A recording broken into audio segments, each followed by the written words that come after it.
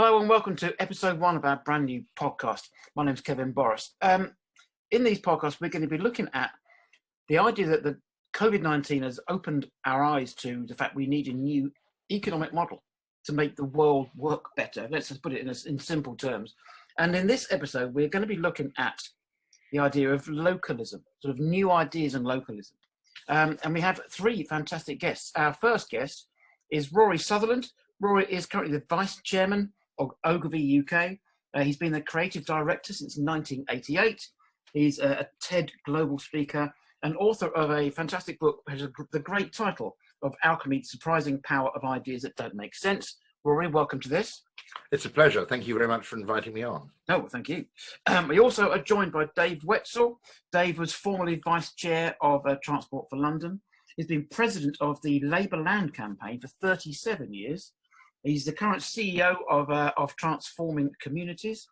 And if you know anything about colours, how colours work, you're always told don't ever put green on red because green doesn't work. But Dave says that what he is a green socialist. So he explodes that myth completely. Dave Wetzle, thank you for joining us too. Hi, good to see you all. And we're also joined by Eric Masaba. Eric is the founder of Texi, T-E-X-X-I, which is the acronym for Transit Exchange for the 21st Century, a whole new way of doing business. And Eric is basically credited with inventing the whole concept of ride sharing 15 years ago. That's not who you think invented ride sharing. It was Eric. That's no idle claim. It's true. Anyway, so that's the preamble over. Anyways, that's who we all are. So let's start with Rory. Can you? So we've got an agenda. We're all looking at an agenda here. We've written the words down of Rory sets out his stall. I like that as a concept. Can you set out your stall in terms of how you see the new world order working in terms of localism? Yes, I suppose the general basis on which I'd operate would be that we have discovered a new equilibrium through, for example, remote work, flexible working to a degree. By the way, I'm not one of these people who suggest we can all move to the Outer Hebrides. I think London will still have an importance. I think face-to-face contact will remain highly important, but not to the egregious extent to which almost all business transactions, B2B transactions, required a kind of meeting and a dinner and a airline ticket as they did before, which I think is, by the way, hugely interesting, because what we now have is an opportunity for the spread of ideas without necessarily the movement of people. Yeah. And one of the things I always ask about is this tech Georgist? Now, I don't know if you're familiar with Henry George, I'm sure Dave is, the 19th century American economist who believed that there should be a single land value tax, because essentially landowners had the power to extract economic value created by other people without doing anything themselves. The reason being that any economic activity which was particularly dependent on a location eventually would fall prey to the avarice of its own landowners. Right. And so the idea was that tax should be paid on the value of the ownership of unimproved land. And it was a weird movement which has never really gained much traction, despite having people as varied as kind of Winston Churchill and Adam Smith, and you can add them all up, Adam Smith and Milton Friedman. And I think partly because it's not a movement conventionally of the right or the left, it failed to fall into either of those two categories and therefore didn't get talked about much. I think because it defied easy political categorization, I think Georgism sort of fell between two stools.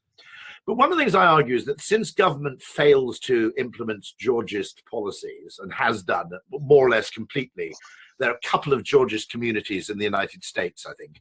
But apart from that, it's an experiment that's completely untried. It falls to technology to try and replicate the effects. And so one of the things I would argue is that we always talk about London adding value to the UK economy. London contributes X to the UK economy. And as various people like Paul Collier would say, that we've got to be very careful before we use that, because some of that value is actually extracted from the UK economy and put into the pockets of landlords. Yes. Incidentally, we're all Georgists when it comes to roads to some degree, aren't we? And that nobody allows the Duke of Westminster to stand in Park Lane and demand £10 from me every time I drive down there. But we don't have the same approach when it comes to the buildings that occupy the spaces between the roads. Yeah. And so one of the interesting things is that you might have a world post-COVID where a significant number of people commute less and therefore decide they need to live less centrally, which would mean a spread of wealth outwards from the centre and would also be a catastrophe for banks and landlords, much of whose supposed asset base rests on their extractive power to demand access rights to central London activities or accommodation, for that matter. And I also think that once you change that ratio from 5:2 to, let's say, 2:5 or 3:4, the whole question of where do I want to live generates a very, very different answer. You know, the problem of moving to the seaside was you got 5 days goddamn commuting and you only got 2 days by the seaside because the rest of the time it was mostly dark, right? You know, okay. Suddenly, with a different ratio, those preferences change. And I would argue that a dispersal of power and economic wealth generation, even if it isn't complete and it isn't the perfect Georgist solution we would welcome, is still good news, partly because with people spending more time in their homes, they do have more time to invest in the community. Yeah. And I'd also add a little detail, which is the whole business of participation. Just to be really clear on this, I mean, I have done a small amount of work with Zoom and a few video conferencing companies just to declare an interest, but nothing that I could retire on, believe me. It's mostly voluntary. I think the extraordinary power that this technology, I think this is as big as the internet. Not the fact that Zoom exists, but the fact that you now have 60 million people who know how to use it. Mm-hmm. Okay. So you don't have that obstacle, well, we can't do the parish meeting on Zoom because nobody over 60 will know how to do it. Churches have learned very quickly. Churches have become broadcasters. Yeah. And so community participation, I watched a Sevenoaks District Council meeting over Zoom. It was broadcast to YouTube and I watched it on my TV. I'll be absolutely honest with you. There wasn't a chance in hell I would have attended one of those meetings physically. The chance of me ever actually pitching, I don't even know what takes place normally. The chance of me getting home from London and saying, shall I go home and have a cup of tea? No, I'll go to the Sevenoaks Town Council, District Council meeting. Zero. Okay. So the opportunity for collaborative participation without always demanding co-location is the most exciting thing to me to happen since 1994, when I first downloaded the web, which was, I think it was the precursor of Netscape, and you downloaded it. There was only one place you could download a browser from, which was the Urbana-Champaign, a university in Illinois, seemed to be the only server where you could download whatever. Mosaic, I guess it was it? Yes, so I downloaded a Mosaic browser and went, shit, this is going to change everything. And this, in the same way, I'm seeing a second similar change in my lifetime. Whatever happens, it ain't reverting to the status quo ante. It's a new equilibrium. It's not a temporary aberration. Yeah, excellent. Thank you for that, Rory. That was fascinating. What we're going to do, we're going to hear from Dave, hear from Eric, and then we're going to end. So we only got sort of 30 odd minutes in trying to work out how feasible this is and how this can be implemented in life. So, Dave, what's your take on that? So Dave and I met in June last year. We had a fascinating discussion. The longest podcast I've ever done in my life, which I do a lot of. I do a football podcast. That's an hour and a half. I think I spoke with you for just over 2 hours, and I ran all of it. I didn't change a word. It was fascinating stuff. But we talked about land tax value then as well. So here we are, 15 months later, talking about it again in a different setting. So what's changed, and how can we change it even further? Well, to me, one of the biggest changes is the fact that they're worrying about high streets and corner shops and big retail departmental stores having to close because offices are no longer necessary. People are not travelling the same way to city centres, town centres to work in offices. That's going to hit the land values. That will reduce those land values. But of course, land values elsewhere, if productivity increases, because of home working, I think it possibly could. I have one experience of that. My eldest daughter works from home, and she reckons she's 20% more productive without the travel time and the diversions that happen when you're working in an office. You go and talk about the sport results or what was on telly last night, whereas she's not doing that with other people generally, perhaps occasionally on Zoom, funny enough. But she feels she's at least 20% more productive. She has a team of 60 people, and she thinks most of whom are also working from home. And she feels that they're more productive as well. So this greater productivity will eventually end up in land rents. And so landowners, if they're allowed to continue to reap in all the land rent, will continue to be the biggest gainers out of this change.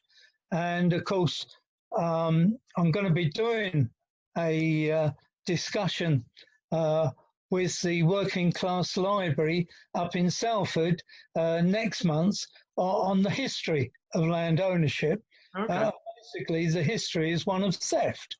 The most powerful people acquired the land in one way or another and charged the rest of us rent to work the land that our ancestors were already working quite happily before, but without paying rent for.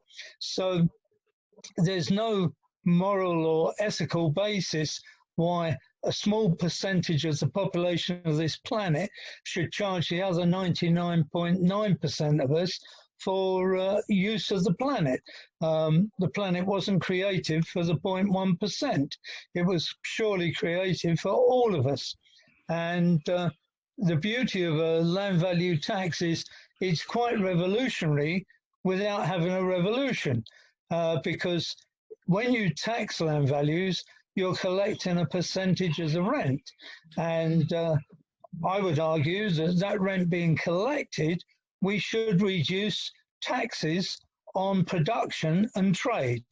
And of course, that would encourage more production and would encourage more trade. Hopefully, as a green myself, I would want to see sustainable production and local trade. I want people to buy local things that don't have huge costs of shipping and transportation around the world. And I very much like the craft movement, and I see a big future for that in this new economy, this new financial world that we're looking at. And I think that land value tax, which has other names as well, annual ground rent is a name that is being used in Scotland. The Scots seem to be clearer about wanting to own the land, and they use the name annual ground rent. But all land value tax does, it collects some of the ground rent that would normally go to the landowner and share it with the public purse.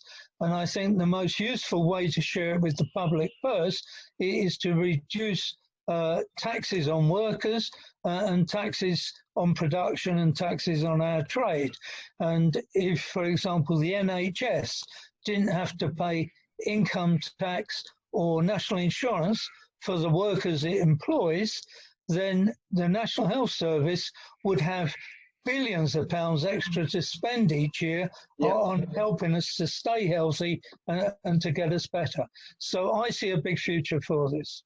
So, I mean, interesting. I agree with most of that. I mean, which is odd because I'm a Tory, but I would agree that the extractive power of landowners.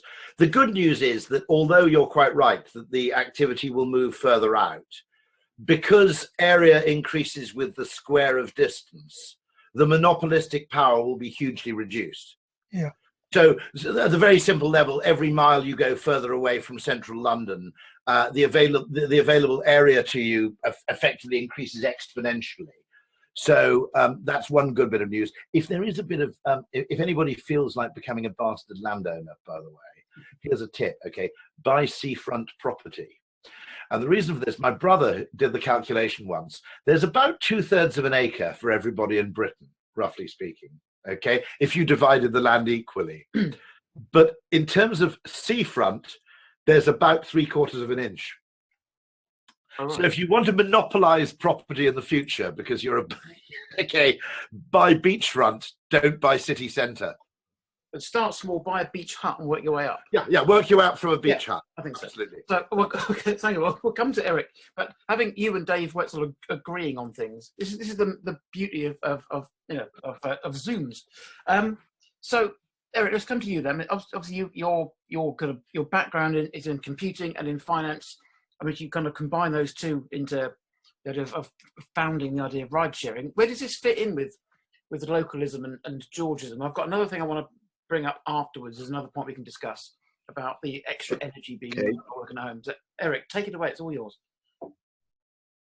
Well, actually, my very first career was, or attempted career was aeronautics, and that, without me realizing, led me to this idea of what if we treated road space like airspace. Now, airports charge for people to arrive at the airport, and nobody can say they specifically own the airspace. It's a commons owned by the national government, but they will allow people to manage that airspace so somebody gets a rent. That's what airlines do. They buy space to arrive at airports. We do the same thing with the internet. When you buy a domain, you're renting a specific name space for a specific amount of time.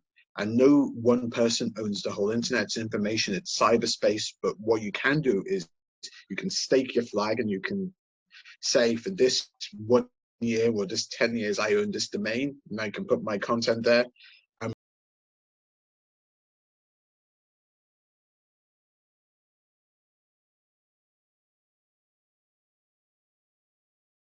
Is that you would actually have localism simply by saying, well, what if you can cite your new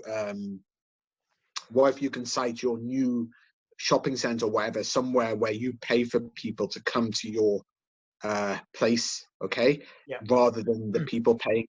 All of a sudden you've changed the monopoly idea of you've all got to be co-located and concentrated in central London. There's whole vast empty spaces in the north of England specifically, and interesting point, Napoleon III lived in Lancashire, would go to Southport, loved the open boulevard so much he decided to base his new capital once he got back to France, Paris, on Southport. So Napoleon III copied Southport for Paris. That's why Paris has its wonderful boulevards. It's not French, it's Lancashire. It's a Lancashire seaside town, which also fits the point you were making, Rory, that invest in seaside property. So what if we could also pay people for not traveling? So when you're not using a resource to which you are enabled to use, and that would be the access to the road, you get paid for not using it, which is a way, without communist redistribution, to actually give everybody benefits of this road system we've built. I have a proof of this, by the way. IKEA in the Middle East, but it was an Ogilvy idea.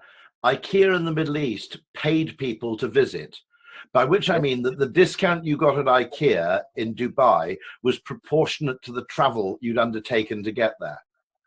Brilliant.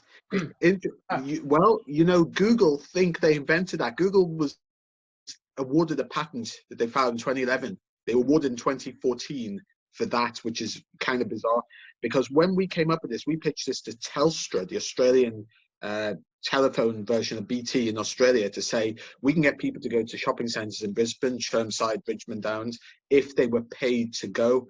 Their parking, even their taxi cost is taken care of, and the whole point is you either take that as a discount of what they pay or you just subtract, full stop. And the whole point is that would encourage people to go wherever. You wouldn't be competing for these tiny spaces where the rent's astronomical. This would also make localism, this area I live in Liverpool, it's called Greenbank. It was 30 years ago, it was like a small town. You didn't actually have to go to the city centre and you didn't want to. Everything was walkable. And now with the lockdown, we're seeing that happening again. And we'll see more local businesses start again. And if the biggest problem in the north of England is the lack of transport, as Dave knows, I mean, Dave, you did a great job putting in the Jubilee line and the congestion charge in London. You did transformative work under Mayor Livingston, but there's no other city in the UK with anything like the transport spend of London. And that's actually undervaluing all the other assets. The north of England has the same population, all those big core cities from Liverpool to Sheffield, as London, but we've got something like a fifth the spending per head on transport, which is a real shame. What you can do when you monetize road space time, the same way as airspace time is monetized, is you can pay for all that infrastructure. Sefton Park, which was the precursor to Central Park in New York, well, actually Birkenhead Park was, but Sefton Park was done by the same people. That was paid for by selling Park View properties.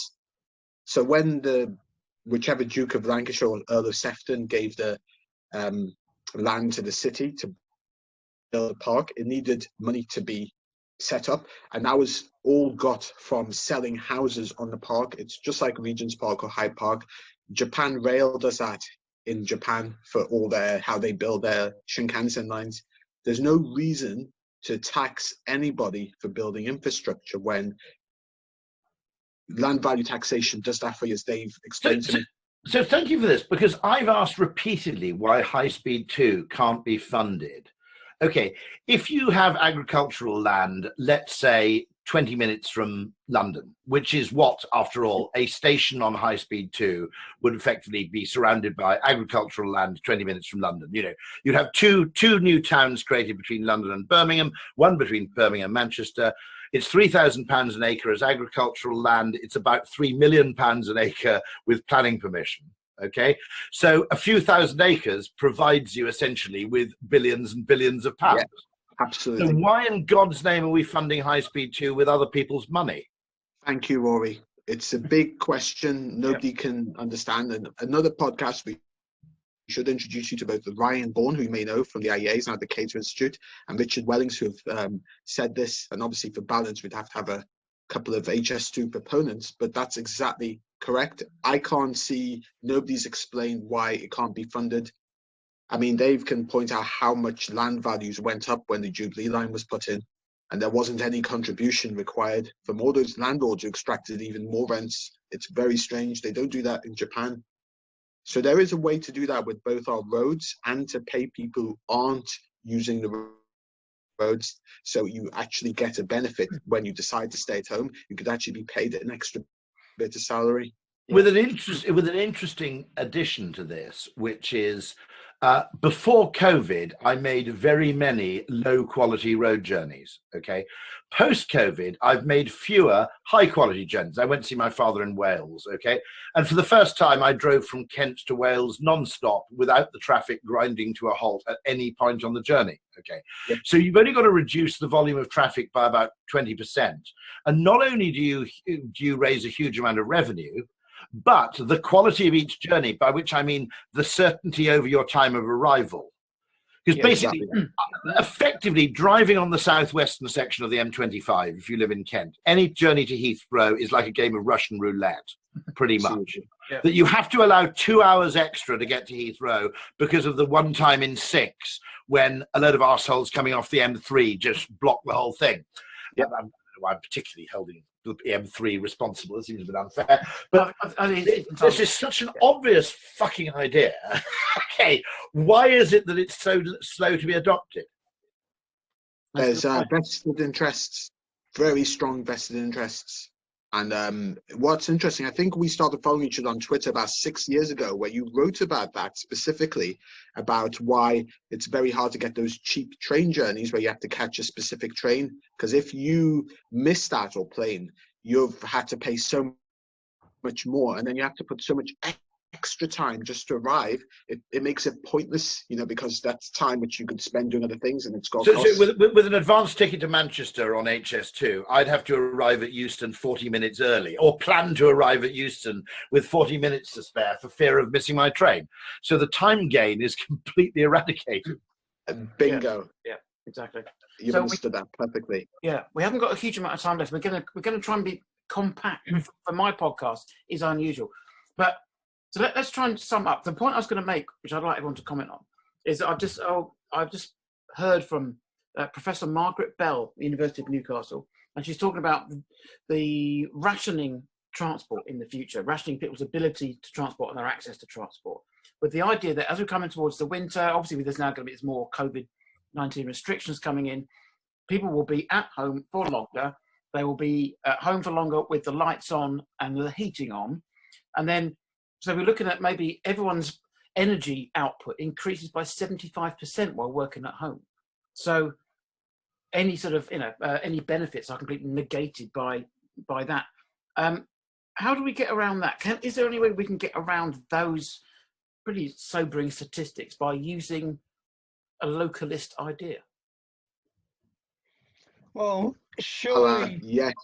surely the most important thing we can do is to insulate people's homes and provide them with things like rooftop photo cells producing electricity.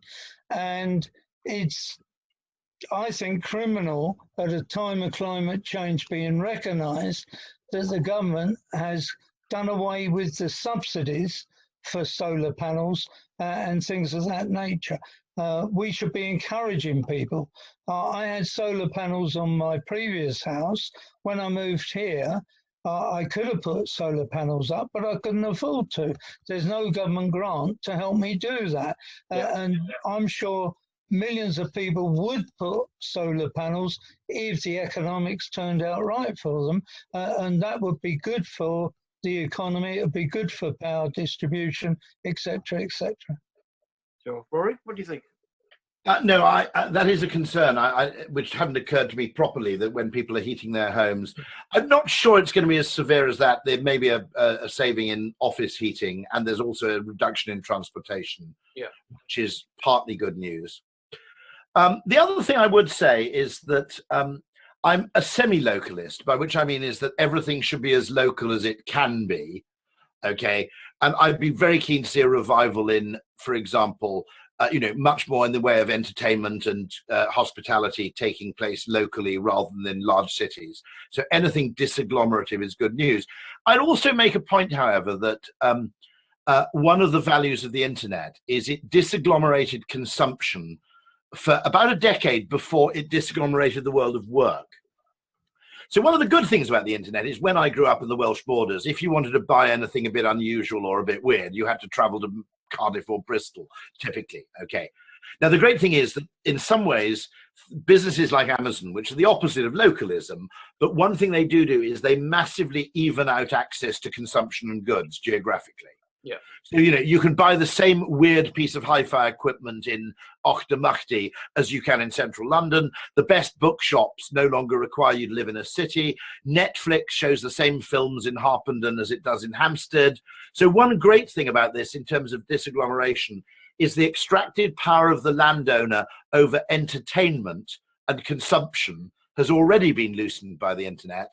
And now I think Zoom does the same for production to an extent. Yeah. I'll be honest with you. Growing up in a Wye Valley market town, okay, that was a bit boring. I wouldn't want music to be entirely localized. I wouldn't want my access to music to be confined to Monmouthshire folk groups. Okay, fine, no doubt as they may be. There are many. Yes, there are many.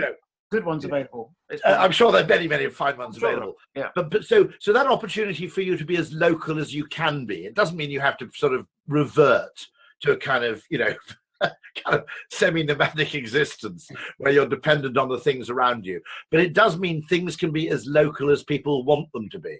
And I think, living in a dormitory town now just outside London, London sucked a huge amount of interest out of those towns. The other thing, of course, which I think if you want proof of the Georgist argument, is the dual income household, which has probably increased property prices almost to an extent where it's wiped out the economic gains. Yep, I'd agree. Yeah. Eric, do you want to sum up? Because we're going to have this is not just a one-off, it's a series of podcasts. Other guests will come and go. We're the core four. Well, one tiny thing, rationing. If you want people to buy more of something, you reduce the price as they buy more. If you want people to use less of something, you increase the price as they use more. Now, I kind of think that everybody in Britain has the right to drive down the Mall once a year for free. You know what I mean? I think everybody's got the, I don't want to live in a Soviet existence where you have kind of special lanes for the nomenclatura, okay? And I think everybody's got a right to drive over certain road surfaces once a year, once a month or whatever for free. I think it should get progressively more expensive the more you use it. That's the way to price it. Yeah, and then that brings us perfectly into Eric's idea of ride sharing, but then ride sharing can be local as well. That's the whole point of it, isn't it? Yeah, I would say the energy argument can be fixed by district heating, which is done, funny enough, in the United States and of the northern cities. You've seen the steam coming out of pavements or sidewalks in American films. Copenhagen has district heating. Singapore has district cooling. That by itself can reduce total energy bills dramatically for people staying in. That's a great thing which can be done, and neighborhoods can be reconfigured. In terms of what taxi is, it's a trans exchange, of which ride sharing is one specific thing that can be done, especially as you want to reduce the cost of every unit of travel moving along there. When Vickery, the economist, came up with the idea of charging for parking, people thought he was mad. It took another 30 or 40 years in Singapore leading the way for that to come in. The same things have happened with energy price in virtual electricity markets. What we can do is change everything for the better with this idea of pricing with space-time. And again, I can share more details about that, but this has been utterly fantastic. So thank you, Rory, and thank you, Kevin, for hosting this. It's been good. I've enjoyed the chats. We've all learned something, and so I like the idea of Dave and Rory agreeing on something. You bring up Napoleon III, and then Rory lives in Napoleon III's house. He doesn't live there now, of course, Napoleon III. It's not B, but so I do like those kind of coincidental links. So you have been listening to episode 1 of our new podcast series. This episode has been called The New Localism. Episode 2 will be along with you shortly. We may have a different guest. We're not quite sure, but it'll still be me. Anyway, that's the one thing we can guarantee. Hopefully Rory and Dave can join us as well as Eric. I think Richard Wellings will be hopefully joining us in the next episode. So thank you all for listening. If you want to find out more, you can contact us. There's a link under this recording. There'll be a link that you can contact us, and you can suggest topics. You can invite yourself on the program, and we can hear from you. So please do contribute. But in the meantime, thanks to Rory, thanks to Dave, thanks to Eric, and thank you for listening. Thanks. A huge pleasure. Thanks very much indeed. Yes, thank you. Bye for now.